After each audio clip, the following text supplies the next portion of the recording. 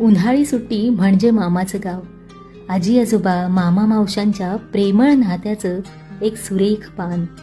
कैऱ्या चिंचा आंबे खाण्याचं सुख, एकत्र जेवणाच्या पंक्ती, रात्रीच्या आकाशातल्या चांदण्या पाहत टेरेसवर अंगणात झोपण्याचं सुख.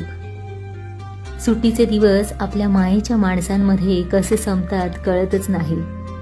आणि मग सुट्टी संपते, जाण्याचा दिवस उजाडतो, भरलेलं घर पुन्हा सुनं होतं.